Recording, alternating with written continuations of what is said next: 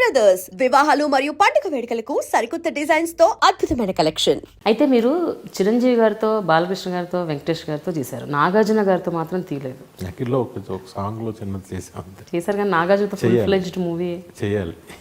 అసలు ఉందా ఎప్పటి నుంచో మీకు చేయాలని? ఒకటి రెండు సార్లు అనుకున్నాం కానీ ఎందుకో జరగలేదండి అది.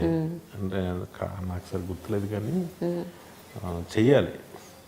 వాళ్ళ అబ్బాయితో చేశారు. చేసే ఇప్పుడు మీకు అది ఒక బాధ్యత అనుకుంటున్నారా, అఖిల్కి ఇంకో హిట్ ఇవ్వాలన్నది? డెఫినెట్గా నా మైండ్లో ఉంటుంది. దానవీర సూరకర్ణ ఎప్పుడు రాబోతుంది? అప్పుడు అనుకున్నామండి, జరగలే.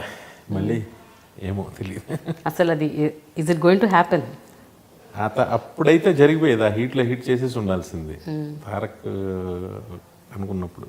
అప్పుడు యమదొంగలో ఏముడిది అన్నీ చేసాడు కదా. చేసిన తర్వాత తనకి పౌరాణికం చేసేవాళ్ళ అనే ఫీలింగ్ వచ్చింది. చూడాలి తర్వాత. అయితే అదూర్స్ చేద్దాం అనుకుంటున్నారట కదా సీక్వెల్? తను అంటున్నాడు కానీ దానికి కథ దొరుకుద్దని నేను అనుకోను.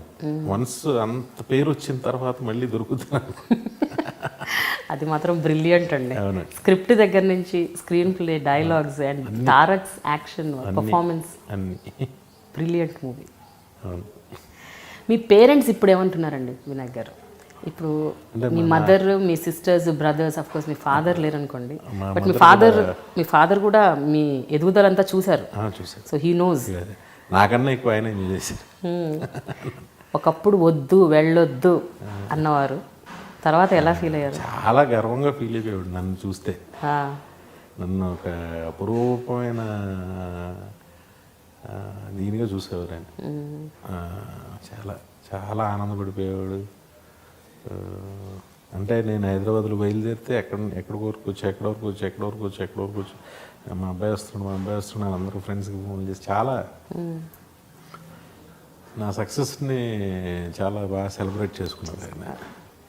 అలాగే మేము అందరం కూడా ఆయన అంటే చాలా ప్రాణంగా, పిల్లలందరికీ అందరికీ ప్రాణం ఆయన. బాగా he's very good human being. మీరు బాగా మిస్ అవుతున్నారు ఆయన అని మాకు తెలుసు. బికాస్ ఆయన డెత్ మీరు అసలు ఐ థింక్ మీరు నేను డైజెస్ట్ చేసుకోలేకపోయా ఆ టైంలో. తర్వాత ఇంకా తప్పుదా అలవాటు చేసుకోవాలి కానీ ఆ టైంలో అయితే అసలు డైజెస్ట్ చేసుకోలేకపోయా. ఆ తర్వాత అన్ఫార్చునేట్గా మా మదర్ చాలా సడన్గా ఆవిడ ఇది అయ్యారు. అదే చెప్తున్నాను కదా, నా దరిద్రమైన ఈ 2 years బ్యాడ్ టైంలో ఇవన్నీ జరిగాయి. మా అమ్మగారు కూడా all of a sudden expire అయ్యారు. చిన్న జ్వరం వచ్చి 1 monthలో అంటారు అలా అయిపోయింది.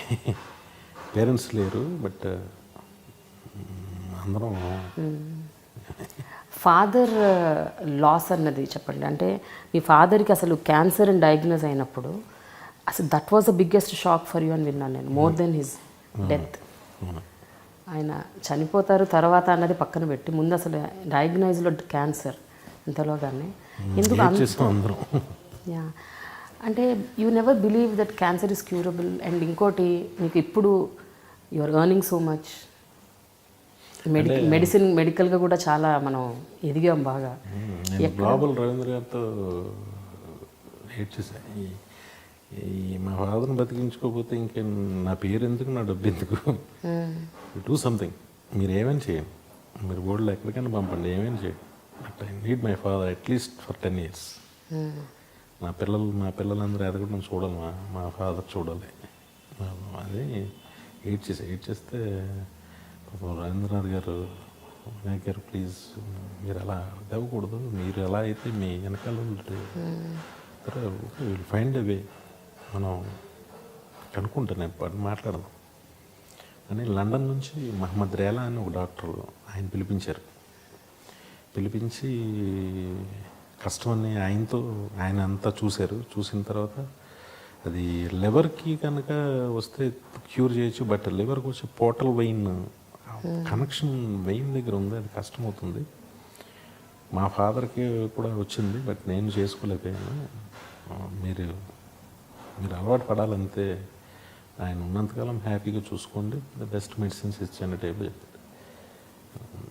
నేను కన్విన్స్ కాలేదు, చెప్పారు కానీ ఓకే నాకు తెలుస్తుంది, అంటే ఫుల్. బట్ మనసుంటే మార్గం ఉండదు అన్నది ఎందుకు వెతకండి, ఇంకా వెతకండి ఏదోటి.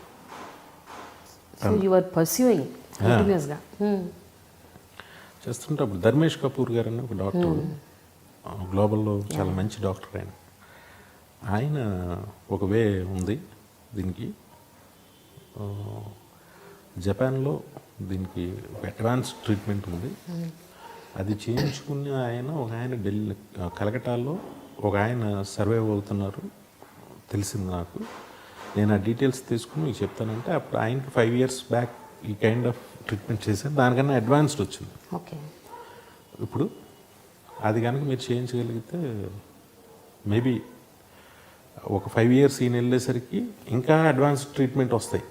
మన ఈయన ఒక 5 years 3 years మనం గంటగలిగితే ఇంకా అడ్వాన్స్ ట్రీట్మెంట్స్ వస్తాయి అని అన్నారు. చాలు సార్ అది చేయిద్దాం సార్ ప్లీజ్ కనుక్కొని చెప్పారు ఆయన. అప్పుడు జపాన్ తీసుకెళ్ళాం. జపాన్ తీసుకెళ్ళి అక్కడ చాలా మైక్రో సర్జరీ, చాలా అడ్వాన్స్డ్ ట్రీట్మెంట్ అనమాట.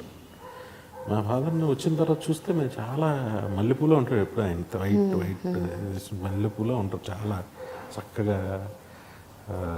మా నాన్నగారు ఆడవాళ్ళు ముస్తాబు అవుతారు, అలా అవుతారు అందంగా.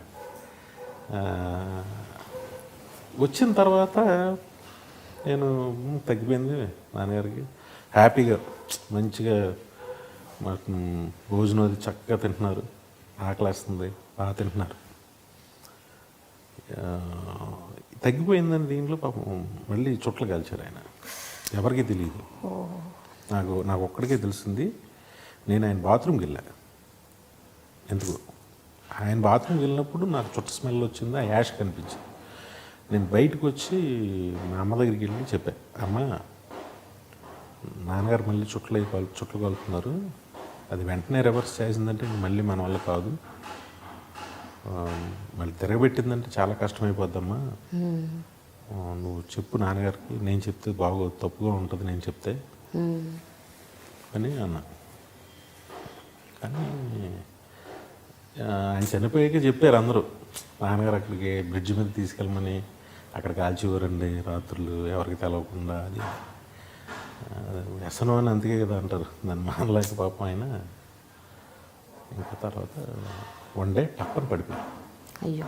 ఇంకా పడిపోవడం ఇంకా చాలా ప్రయత్నించాం కానీ లేవలే.